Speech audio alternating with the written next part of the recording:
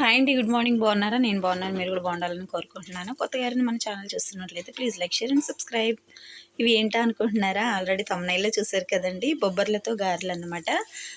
బొబ్బర్లు పట్టు ఉన్న బొబ్బర్లు ఉంటాయి, అలాగే పొట్టు లేని బొబ్బర్లు ఉంటాయి అన్నమాట. నేనైతే పొట్టు లేనిది అయితే తీసుకున్నాను.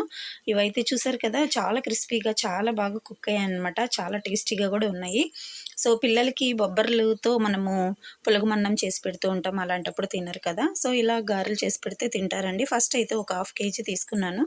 వీటిని బాగా చేటలో వేసుకొని చెరిగేసి నానబెట్టేశాను. ఒక 3-4 అవర్స్ అయితే నాని అనమాట. చూసారు కదా ఎలా నానిపోయినాయో. చాలా బాగా అయితే పప్పు బాగా ఒదిగిందనమాట.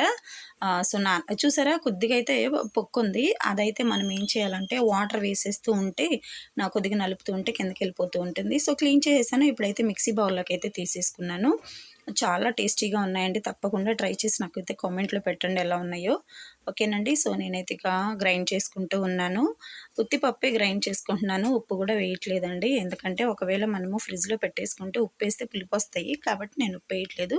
కొంచెం బరకగానే ఉండాలి, మరీ మెత్తగా అయితే అవ్వకూడదు. చూసారు కదా, ఈ స్ట్రక్చర్లో అయితే మనకు ఉండాలన్నమాట.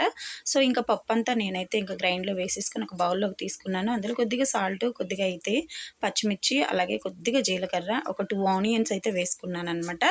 అలాగే కొంచెం అయితే మనం చేతితో కొద్దిగా మిక్స్ చేద్దాము. ఒక ఉల్లిపాయలను అయితే కొద్దిగా నలిపినట్టు చేద్దాము. అలాగే కొద్దిగా పుదీనా, కరివేపాకు కూడా వేసేసాను. చూసారు కదా, మనం ఆల్రెడీ ఆయిల్ యూస్ చేసేసిన పేపర్స్ ఉంటాయి కదా.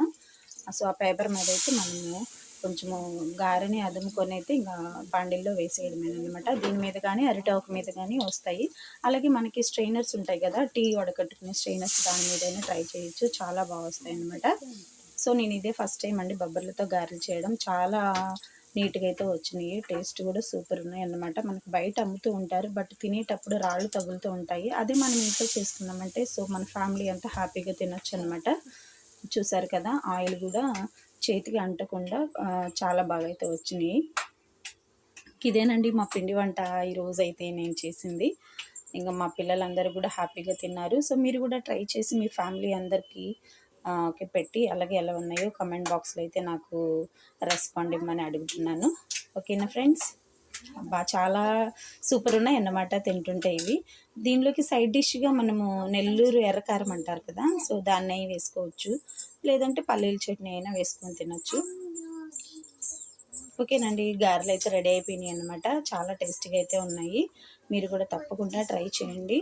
అలాగే సబ్స్క్రైబ్ చేసుకోవడం మాత్రం మర్చిపోవద్దు, అలాగే లైక్ చేయండి. సో ఓకేనండి, మీరు కూడా ట్రై చేసి ఎలా వచ్చినాయో నాకైతే కామెంట్ బాక్స్లో కామెంట్ పెట్టడం మాత్రం మర్చిపోకండి. ప్లీజ్ వీడియో చూస్తున్నారు కానీ సబ్స్క్రైబ్ చేసుకోవట్లేదు, సబ్స్క్రైబ్ చేయండి. అలాగే లైక్ చేయడం మాత్రం మర్చిపోకండి. ఓకేనండి, మరొక వీడియోతో మీ ముందుంటాను. అంతవరకు బాయ్.